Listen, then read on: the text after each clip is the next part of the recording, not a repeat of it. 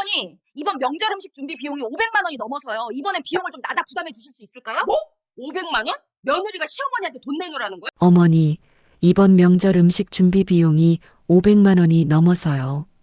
이번엔 비용을 좀 나눠 부담해 주실 수 있을까요? 뭐, 500만 원? 며느리가 시어머니한테 돈 내놓으라는 거야. 지금 계좌번호 드릴게요. 이 집 며느리가 완전히 미쳤네. 미쳤어. 7년 동안은 당연하게 제가 다 냈으니까요. 이제는 같이 당연하게 내시면 됩니다. 어머니.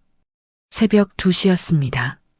경기도 외곽의 작은 아파트, 모두가 잠든 시간에 거실 소파에 홀로 앉아있던 서연의 휴대폰이 진동했습니다. 화면이 환하게 켜지면서 카카오톡 알림이 떴습니다. 발신자는 시어머니였습니다. 서연은 잠결에 손을 뻗어 화면을 열었습니다. 그리고 그 순간부터 잠이 완전히 달아났습니다. 내일 제사상 준비 다 됐지? 올해는 친척들이 좀 많이 와. 작년보다 2배는 오니까 음식도 넉넉하게 해. 메시지 아래로 긴 목록이 펼쳐졌습니다. 스크롤을 내려도 끝이 없었습니다. 전만 해도 동태전, 육전, 녹두빈대떡, 애호박전, 버섯전, 꼴뚜기전, 깻잎전까지 7가지였고 나물은 고사리, 시금치, 도라지, 무나물, 숙주나물 5가지, 탕국에 갈비찜에 편육에 잡채에 각종 과일 진열까지 26가지였습니다. 그것도 사오는 건 정성이 없으니까 다 직접 만들어서 와라는 단서가 붙어 있었습니다. 서연은 그 목록을 멍하니 바라보다가 천천히 계산기 앱을 열었습니다. 500만 원. 손가락이 멈췄습니다. 눈앞이 아찔했습니다.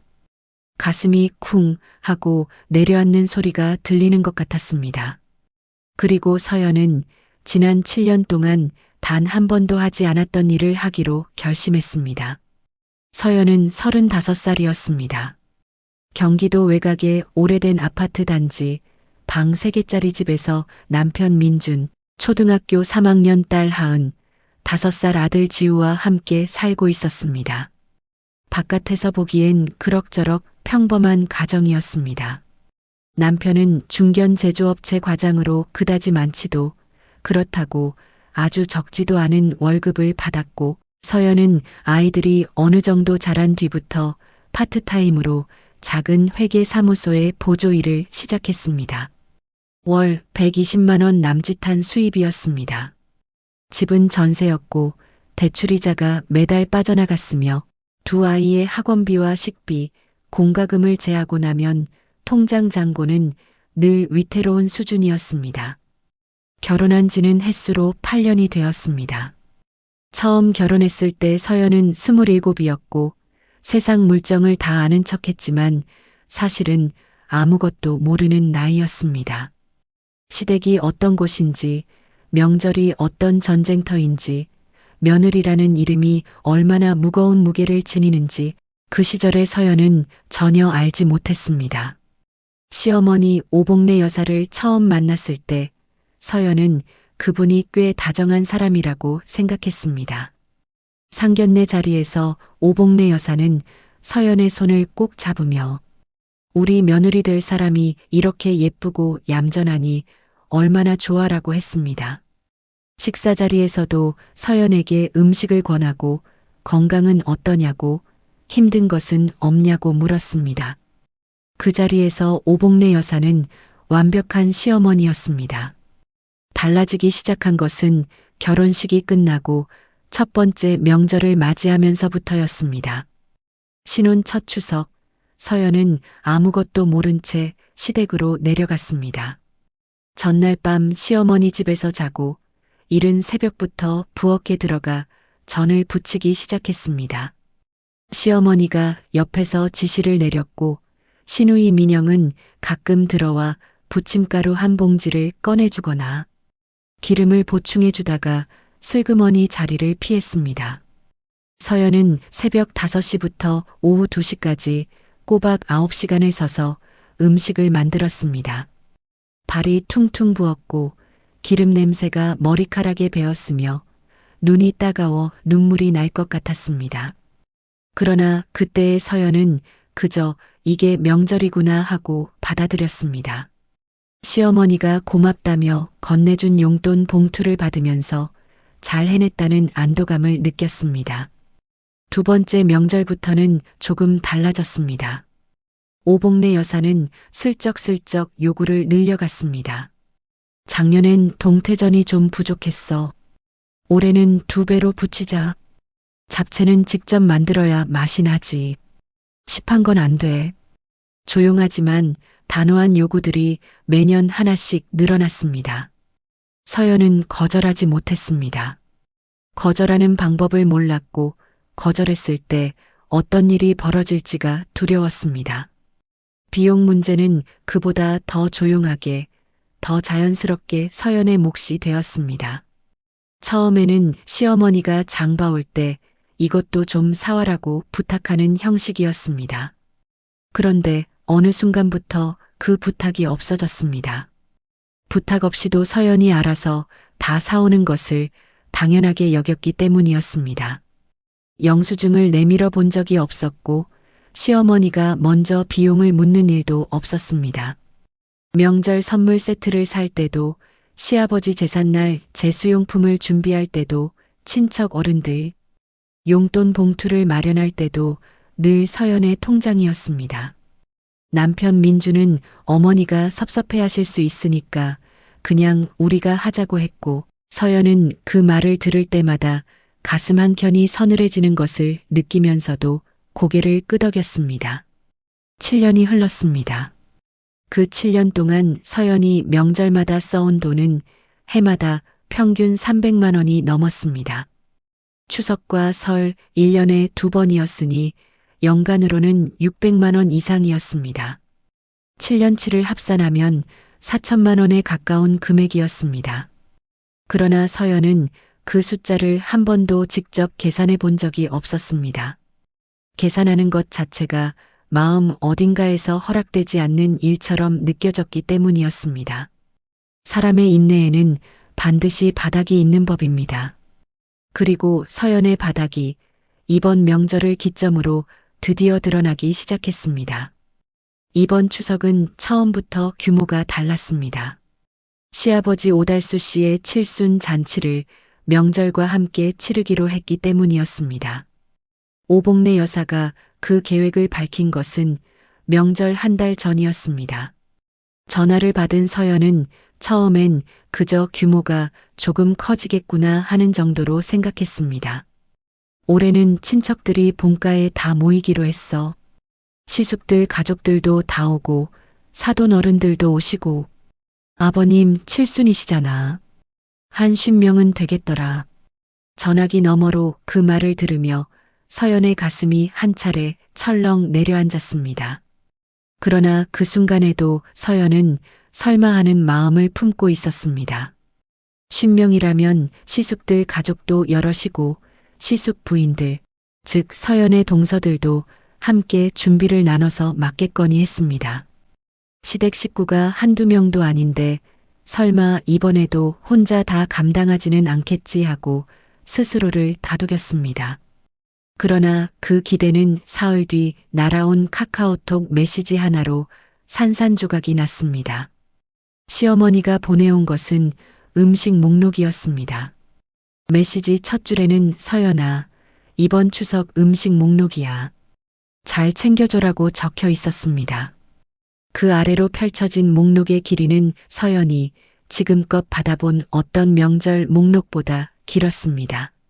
전만 해도 동태전, 육전, 녹두빈대떡, 애호박전, 버섯전, 꼴뚜기전, 깻잎전 7가지였습니다.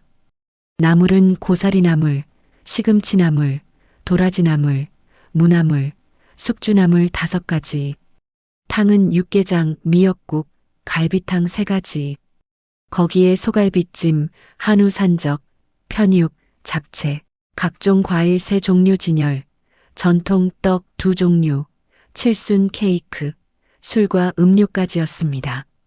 마지막 줄에는 사오는 건 정성이 없어 보여서 싫어. 다 직접 해줘라고 적혀 있었습니다. 서연은 그 메시지를 화면에 띄워놓고 한참 동안 움직이지 못했습니다. 눈으로는 글자를 읽고 있었지만 머릿속은 텅 빈 것처럼 아무 생각도 나지 않았습니다. 그러다 천천히, 아주 천천히 손가락을 움직여 마트 앱을 열었습니다. 그리고 하나하나 검색하며 가격을 입력하기 시작했습니다. 한우 산적용 불고기감 2kg, 갈비찜용 소갈비 3kg, 갈비탕용 사골 2kg, 동태포, 대형 2마리, 명태포 한 묶음, 삼겹살 편육용 1kg, 새우 반 kg, 오징어 2마리, 꼴뚜기 한 봉지, 달걀 3판, 표고버섯 2팩, 고사리 건조 2봉지, 도라지 손질된 것 1봉지, 시금치 3단, 숙주 3봉지, 무 2개, 애호박 3개, 깻잎 2봉지, 잡채용 당면 2봉지, 각종 채소와 버섯, 부침가루 대형 4봉지, 전용 식용유 대용량 2통, 여기에 차례상 과일로 사과, 배, 감, 포도, 귤까지. 전통 떡 주문 비용, 칠순 케이크 주문 비용, 제수용 소주와 음료까지 전부 더했습니다. 최종 합계는 482만 원이었습니다. 여기에 당일날 급하게 필요할 추가 식재료와 소모품, 랩, 호일, 비닐봉지, 일회용 그릇 등을 더하면 가뿐히 500만 원을 넘는 금액이었습니다. 서연은 계산기를 내려놓고 두 손으로 얼굴을 감쌌습니다. 서연의 한 달 파트타임 수입은 120만 원이었습니다. 남편 민준의 월급에서 전세 대출이자 65만 원, 아이들 학원비 2명 합산 55만 원, 식비와 공과금, 보험료를 모두 제하고 나면 매달 남는 돈은 100만 원이 채 되지 않았습니다. 그 500만 원이라는 숫자는 이 가정의 5달치 저축액과 맞먹는 금액이었습니다. 비상금으로 모아둔 통장 잔고가 통째로 사라지는 것은 물론 마이너스 통장을 건드려야 할 수도 있었습니다. 서연은 오랫동안 아무 말도 하지 못했습니다. 아이들은 자고 있었고 남편은 소파에서 텔레비전을 보고 있었습니다. 그 평온한 일상의 한복판에서 서연은 혼자서 500만 원짜리 청구서를 들여다보고 있었습니다. 그날 밤 서연은 자리에 누웠지만 잠을 이루지 못했습니다. 천장을 바라보며 지난 7년을 되짚어 보았습니다. 처음엔 당연하다고 생각했고, 그 다음엔 어쩔 수 없다고 생각했고, 그 다음엔 아이들 때문에 참아야 한다고 생각했습니다. 그런데 그날 밤만큼은 그 어떤 이유도 마음에 들어오지 않았습니다. 그저 500만 원이라는 숫자만이 천장 위에 선명하게 떠 있었습니다. 그리고 새벽 2시 서연은 조용히 눈을 뜨고 결심했습니다. 더 이상은 혼자 감당하지 않겠다고. 다음 날 아침 아이들을 학교와 어린이집에 보낸 뒤 서연은 식탁에 남편 민준을 마주 앉혔습니다. 그리고 전날 밤 정리해둔 메모장을 내밀었습니다. 시어머니가 요청한 음식 목록과 그 예상 비용이 항목별로 정리되어 있었습니다. 이번 추석 음식 준비 비용이에요. 계산해 봤더니 최소 500만 원이 넘어요.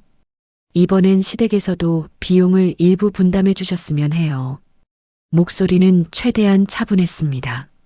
서연은 7년 동안 수도 없이 속으로 사겨온 말들을 이번에는 억지로 눌러 담지 않기로 했습니다. 그러나 그 말을 하기 위해 밤새 얼마나 많은 용기를 끌어모았는지는 그녀 혼자만 알고 있었습니다. 민주는 메모장을 훑어보았습니다. 그러나 그 숫자들을 제대로 들여다보지는 않은 것 같았습니다. 잠깐 화면을 내려다보다가 고개를 들며 말했습니다. 에이, 그냥 해. 어머니가 섭섭해 하시잖아. 그 짧은 한마디였습니다. 서연은 그 문장을 듣는 순간 7년치의 피로가 한꺼번에 쏟아지는 것 같은 기분을 느꼈습니다.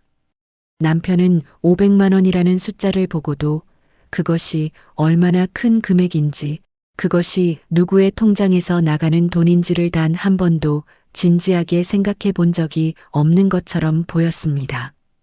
그냥 해. 그 두 글자가 7년 동안 서연을 짓눌러 온 말이었습니다. 서연은 더 이상 민준을 설득하려 하지 않았습니다. 대신 직접 시어머니에게 전화를 걸었습니다. 통화 연결음이 2번 울리고 오복래 여사가 전화를 받았습니다. 서연은 최대한 공손하고 조심스럽게 말을 꺼냈습니다. 이번 명절은 규모가 워낙 크고 음식 준비 비용이 예상보다 훨씬 많이 드는 것 같다고, 혼자 감당하기에는 어려운 금액이라 시댁에서도 일부를 도와주실 수 있는지 여쭤보고 싶다고 했습니다. 수화기 너머로 잠시 침묵이 흘렀습니다. 서연은 그 침묵이 몇 초였는지 가늠할 수 없었습니다. 심장이 빠르게 뛰었습니다. 그러더니 오복래 여사의 목소리가 돌아왔습니다. 낮고 차분한 목소리였지만 그 안에 날이 서 있다는 것을 서연은 금방 알아챘습니다. 명절 음식 준비하는 게 며느리 도리 아니야? 그게 당연한 거지. 당연하다는 말이었습니다. 서연은 수화기를 든 손에 힘이 빠지는 것을 느꼈습니다. 당연하다. 그 단어가 귓속에서 천천히 울렸습니다. 7년 동안 새벽부터 일어나 전을 부쳤던 것이 당연하고, 수백만 원어치의 식재료를 사다 날랐던 것이 당연하고, 허리가 끊어질 것 같아도 웃으며 상을 차렸던 것이 당연한 일이었다는 것이었습니다. 전화를 끊고 나서 서연은 한동안 핸드폰을 손에 쥔 채 소파에 앉아 있었습니다. 머릿속이 이상하게 맑아지는 것 같았습니다. 분노도 서러움도 아니었습니다. 그보다는 오히려 차갑고 단단한 무언가가 마음 한가운데에 자리 잡는 느낌이었습니다. 당연하다고 하시는구나. 서연은 그 생각을 마음속에서 천천히 되씹었습니다. 그리고 고개를 끄덕였습니다. 그렇다면 방법이 생겼다고 서연은 생각했습니다. 명절 열흘 전이었습니다. 서연은 그날 밤 혼자 컴퓨터 앞에 앉아 2시간을 꼬박 작업했습니다. 시어머니가 요청한 음식 목록을 하나하나 엑셀표로 정리했습니다. 음식 이름, 재료, 재료별 수량, 단가, 합계, 예상 조리 시간까지 빼곡하게 채웠습니다. 그리고 마지막에는 총합계를 굵은 글씨로 적어 넣었습니다. 502만 원이었습니다. 표를 캡처해서 저장한 뒤 서연은 카카오톡을 열고 시어머니에게 메시지를 보내기 시작했습니다. 메시지 내용은 이랬습니다. 어머니가 요청하신 명절 음식 준비 목록을 정리해 보았다고, 재료비만 500만 원이 넘으니 이번에는 미리 비용을 받아서 장을 보고 싶다고, 정성껏 준비하겠다고. 그 아래에는 정리된 표 이미지가 첨부되었습니다. 그리고 메시지 마지막 줄에 단 5글자가 적혔습니다. 계좌번호 드릴게요. 전송 버튼을 누르는 순간 서연의 손가락이 미세하게 떨렸습니다. 7년 동안 한 번도 내뱉지 못했던 말을 활자로 보내는 그 순간이었습니다. 서연은 화면을 잠그고 핸드폰을 엎어두었습니다. 그리고 눈을 감고 천천히 숨을 내쉬었습니다. 오복래 여사는 그 메시지를 받은 날 오전 내내 읽고 또 읽었다고 했습니다. 처음엔 자신이 잘못 읽은 줄 알았다고도 했습니다. 계좌번호 드릴게요. 며느리에게서 계좌번호를 받아본 적이 없었던 오복래 여사에게 그 5글자는 마른 하늘의 날벼락 같은 것이었습니다. 오복래 여사는 곧바로 큰 시숙 철준에게 전화를 걸었습니다. 그 다음은 작은 시숙 성준, 그 다음은 시누이 민영. 반나절 만에 온 가족 단체 채팅방이 발칵 뒤집혔습니다. 서연이가 어머니한테 돈 내놓으라고 했대. 말이 전달되는 과정에서 내용은 점점 달라지고 부풀려졌습니다. 급기야 큰 며느리가 명절에 시댁한테 청구서를 날렸다는 이야기로 바뀌었고, 누군가는 요즘 며느리들이 다 저 모양이라는 말까지 얹었습니다. 민주는 점심시간에 작은 시숙 성준에게서 전화를 받았습니다. 전화를 끊고 사무실로 돌아오는 길에 민준의 얼굴은 굳어 있었다고 그날 민준과 밥을 먹던 동료가 나중에 말했습니다. 민준은 퇴근하자마자 집으로 돌아와 서연에게 따져 물었습니다. 어머니한테 왜 그런 메시지를 보낸 거야? 집안이 다 발칵 뒤집혔잖아. 서연은 대답하지 않았습니다. 대신 자리에서 일어나 안방으로 들어갔다가 서류 파일 하나를 들고 나왔습니다. 표지에는 아무것도 쓰여 있지 않았습니다. 서연은 그것을 식탁 위에 조용히 올려놓았습니다. 결혼하고 나서 명절마다 쓴 돈이에요. 파일 안에는 영수증이 가득했습니다.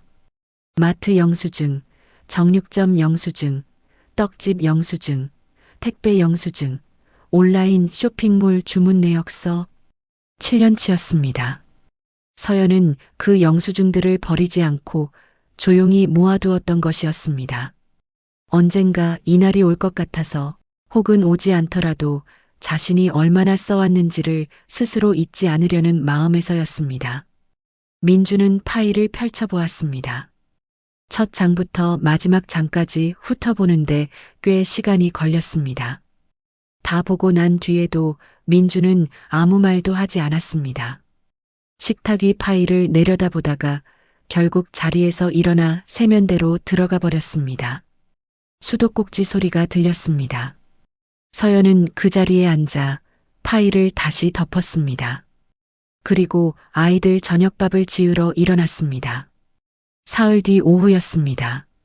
서연이 집에서 아이들 간식을 준비하고 있을 때 현관 초인종이 울렸습니다. 인터폰 화면을 보니 시어머니 오복래 여사였습니다. 그리고 그 뒤로 시누이 민영의 모습도 보였습니다.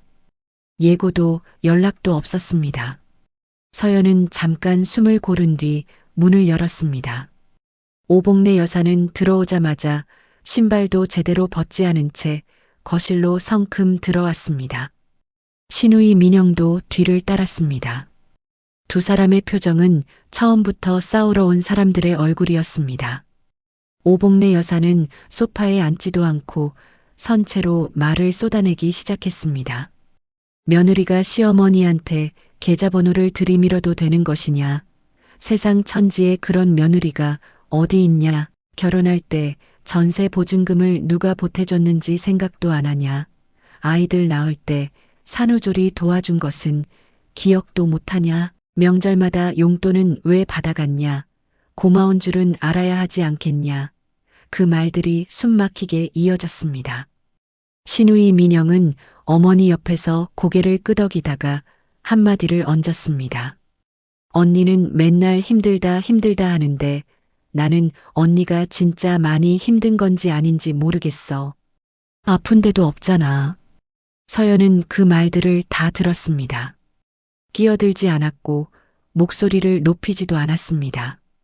그냥 서 있었습니다. 그 침묵이 오복래 여사와 민영을 더 자극하는 것 같았지만 서연은 개의치 않았습니다. 그때 아이들 방문이 열렸습니다. 초등학교 3학년 딸 하은이가 얼굴을 내밀었습니다. 낯선 긴장감에 눈을 동그랗게 뜬 채로 엄마를 바라보고 있었습니다. 서연은 하은이에게 조용히 손짓했습니다. 방에 있어. 금방 갈게. 하은이는 잠시 망설이다가 문을 다시 닫았습니다. 서연은 그 문이 닫히는 소리를 듣고 나서 천천히 안방으로 걸어 들어갔습니다. 그리고 잠시 후 파일 하나를 들고 나왔습니다. 며칠 전 민준에게 보여줬던 그 파일이었습니다. 서연은 파일을 들고 거실 테이블 앞에 서서 조용히 영수증들을 한 장씩 꺼내 테이블 위에 펼치기 시작했습니다. 영수증이 하나, 둘, 셋. 테이블을 가득 채우더니 소파 위까지 흘러넘쳤습니다. 누군가 몇 장을 집어들고 훑어보았습니다. 아무도 말을 하지 않았습니다. 서연은 마지막 영수증을 내려놓고 나서 고개를 들었습니다. 목소리는 조용했지만 또렷했습니다. 저는 이게 당연한 일이라고 생각해서 7년 동안 한 번도 돈 얘기를 꺼내지 않았습니다. 어머니께서도 당연한 거라고 하셨으니 앞으로는 이 비용을 함께 당연하게 나눠 부담해 주셔도 되지 않을까 해서요. 오복래 여사가 입을 열려다 닫았습니다. 민영이 눈길을 피했습니다. 테이블 위에 펼쳐진 영수증의 총합이 눈에 밟혔기 때문이었는지 두 사람 모두 한동안 아무 소리도 내지 못했습니다. 결국 오복래 여사는 자리에서 일어났습니다. 그리고 아무 말도 하지 않은 채 현관으로 향했습니다. 민영이 뒤를 따랐습니다. 문이 닫혔습니다. 서연은 테이블 위에 흩어진 영수증들을 천천히 거두어 파일에 다시 넣었습니다.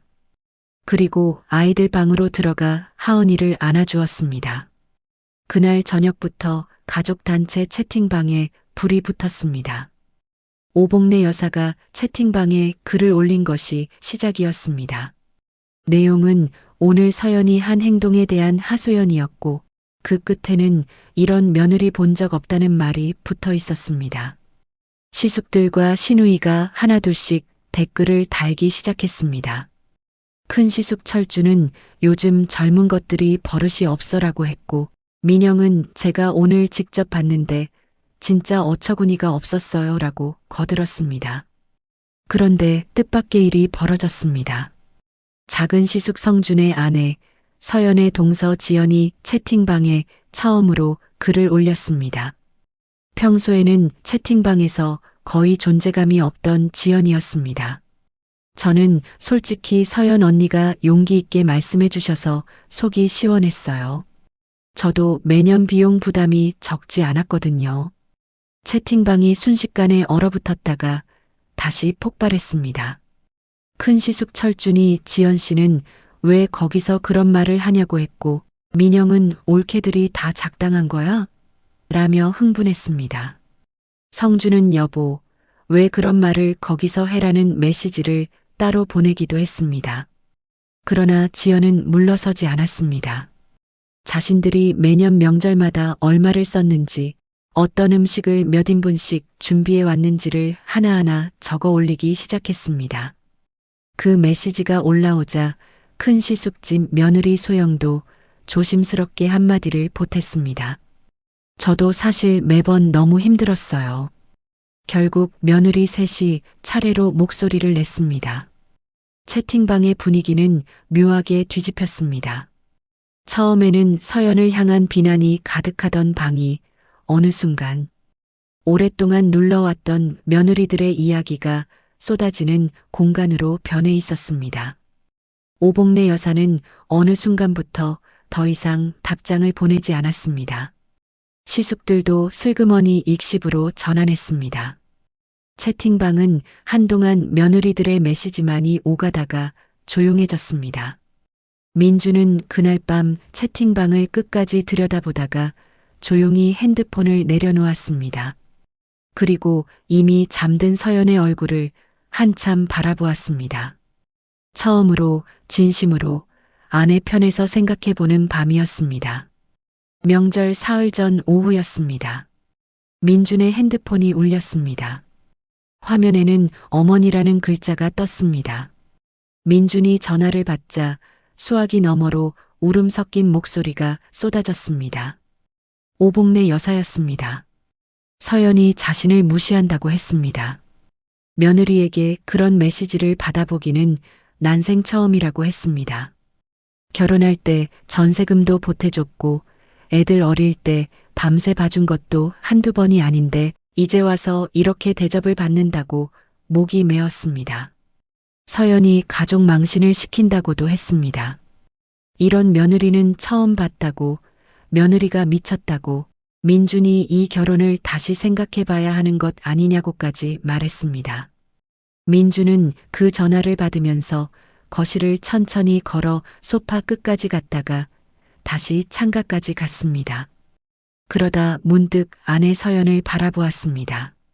서연은 아이들 방 문 앞 마루에 앉아 하은이의 받아쓰기 공부를 봐주고 있었습니다. 아이가 연필로 공책에 글자를 써내려가는 동안 서연은 나지막하게 맞다, 잘했다. 이건 이렇게 쓰는 거야 하고 말하고 있었습니다. 핸드폰이 귀에 붙어 시어머니의 울음소리가 쏟아지는 것도 아랑곳 없이 그 얼굴은 놀랍도록 평온했습니다. 지쳐 보이기도 슬퍼 보이기도 아니었습니다. 그냥 다 내려놓은 사람의 얼굴이었습니다. 7년 동안의 무게가 다 빠져나가고 나서야 비로소 가능한 그런 표정이었습니다. 민주는 어머니의 말에 짧게 대답하고 전화를 끊었습니다. 그리고 핸드폰을 소파에 내려놓고 한참 동안 앉아 있었습니다. 오복래 여사는 그날 저녁 시숙들에게 다시 전화를 돌렸습니다. 서연이 집안 망신을 시킨다고 이혼을 시켜야 하는 것 아니냐고도 했습니다. 그러나 시숙들 중 누구도 시원하게 동의하지 않았습니다. 철주는 글쎄요, 어머니라고 얼버무렸고 성주는 요즘은 세상이 달라졌잖아요 라며 슬며시 피했습니다. 각자의 집에서 비슷한 종류의 피로를 쌓아온 터였기 때문이었습니다. 그날 밤 민주는 서연과 나란히 누웠지만 오랫동안 잠을 이루지 못했습니다. 천장을 바라보다가 옆에 누운 서연을 바라보다가 다시 천장을 바라보았습니다. 생각이 많은 밤이었습니다. 저녁을 먹고 설거지를 하는 서연 곁으로 민준이 조용히 다가와 섰습니다. 서연은 알아채지 못한 척 계속 그릇을 닦았습니다. 민주는 잠시 서연의 옆모습을 바라보다가 낮은 목소리로 말했습니다. 내가 너무 몰랐어. 미안해. 서연은 대답하지 않았습니다. 수도꼭지를 잠그고 손에 묻은 물기를 행주로 천천히 닦았습니다. 그리고 아무 말 없이 다음 그릇을 집어들었습니다. 그 침묵이 어떤 말보다 깊고 무거웠습니다. 민주는 더 이상 아무 말도 하지 못했습니다. 그냥 그 자리에 서 있었습니다. 두 사람은 한동안 아무 말 없이 나란히 부엌에 서 있었습니다. 명절은 결국 예년의 절반 규모로 치러졌습니다. 오복래 여사가 먼저 꺼낸 것이 아니었습니다. 큰 시숙 철준이 가족단체 채팅방에 조심스럽게 메시지를 보내왔습니다. 이번 추석은 외식으로 간단하게 하는 게 어떻겠냐고 아버지. 칠순도 좋은 식당에서 하면 더 잘 챙겨드릴 수 있지 않겠냐고 했습니다. 오복래 여사는 처음엔 반대했습니다.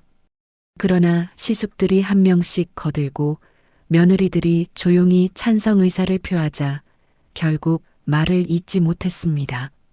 서연은 그 대화를 채팅방에서 지켜보다가 조용히 화면을 껐습니다. 가슴 한쪽에서 오랫동안 느끼지 못했던 가벼움이 올라왔습니다. 통쾌하지도 승리하는 느낌도 아니었습니다. 그냥 오래된 짐 하나가 내려진 것 같은 느낌이었습니다. 명절 당일 시내 한 식당의 넓은 홀에 시댁 식구들이 모였습니다. 오랜만에 한자리에 모인 가족들은 어색했지만 음식을 기다리며 이야기를 나누었습니다. 비용은 시숙들끼리 분담하는 것으로 자연스럽게 정리되었습니다. 누가 특별히 제안한 것이 아니었습니다. 단지 예전과 같은 방식이 더 이상 통하지 않는다는 것을 모두가 알게 된 것뿐이었습니다. 오복래 여사는 서연 곁에 앉았습니다. 두 사람 사이에는 아이들이 있었고 아이들이 쉴 새 없이 떠드는 덕분에 대화를 억지로 만들 필요는 없었습니다. 식사가 어느 정도 진행되었을 때 오복래 여사가 짧게 입을 열었습니다. 음식은 사 먹으니까 편하긴 하네. 그것뿐이었습니다. 사과도 인정도 아니었습니다. 그러나 서연은 그 한마디 안에 담긴 것이 무엇인지 알았습니다. 오복래 여사가 꺼낼 수 있는 가장 조심스러운 화해의 말이었습니다. 서연은 살짝 미소를 지으며 아이에게 고기를 잘라주었습니다. 집으로 돌아오는 차 안에서 아이들은 뒷좌석에서 금방 잠이 들었습니다. 민주는 운전을 하며 한동안 말이 없었습니다. 고속도로 가로등이 유리창을 스치고 지나갔습니다. 한참 뒤에 민준이 입을 열었습니다. 다음 설엔 우리 가족끼리만 여행 가자. 서연은 창밖을 바라보다가 짧게 대답했습니다. 그래요. 그 두 글자가 8년 만에 진짜 휴전 선언이었습니다. 서연의 이야기는 그 명절이 끝나고도 오랫동안 조용히 남아 있었습니다. 공식적인 사과는 없었습니다. 극적인 화해의 장면도 없었습니다. 오복래 여사는 그 뒤로도 여전히 가끔 서연에게 서운함을 내비쳤고 민영은 한동안 연락을 뜸하게 했습니다. 민주는 예전보다 조금 더 자주 설거지를 하고 가끔은 마트에 함께 가자고 했습니다. 큰 변화는 아니었습니다. 그러나 작은 변화였습니다. 그 다음에 설날이 다가올 때였습니다. 가족 채팅방에 오복래 여사가 메시지를 올렸습니다. 음식 목록이 아니었습니다. 올해 설은 어떻게 할까? 단 한 줄의 물음이었습니다. 서연은 그 메시지를 받고 한참 동안 화면을 들여다보았습니다. 그러다 천천히 답장을 입력했습니다. 같이 의논해요, 어머니. 7년 동안 한 번도 먼저 꺼내지 못했던 말이 이제는 자연스럽게 나왔습니다. 계좌번호 5글자가 만들어낸 변화였습니다. 소리 높여 싸운 것도 아니었고 법적 다툼을 한 것도 아니었습니다. 그저 오랫동안 혼자 짊어져 온 무게를 조용하지만 단호하게 내려놓은 것뿐이었습니다. 그리고 그것이 7년 동안 굳어있던 관계를 아주 조금씩 움직이기 시작했습니다. 세상을 바꾸는 데는 때로 거창한 싸움이 필요하지 않을 수도 있습니다. 조용히 계산기를 두드리고 영수증을 모아두고 그리고 딱 5글자를 보내는 용기 하나면 충분할 때도 있습니다. 서연은 그것을 알았습니다. 너무 늦게 알았지만 그래도 알았습니다. 그리고 그것으로 충분했습니다. 여기까지 읽어주셔서 정말 감사합니다. 이 이야기가 조금이라도 마음에 닿으셨다면 구독 버튼과 좋아요 한 번씩만 눌러주세요. 여러분의 작은 응원 하나가 이 채널이 계속해서 이야기를 만들어 나갈 수 있는 가장 큰 힘이 됩니다. 혹시 주변에 비슷한 상황에 놓인 분이 계신다면 이 영상을 살짝 공유해 주시는 것도 큰 위로가 될 수 있습니다. 여러분의 이야기도 언제든지 댓글로 들려주세요. 다음 영상에서 또 찾아오겠습니다.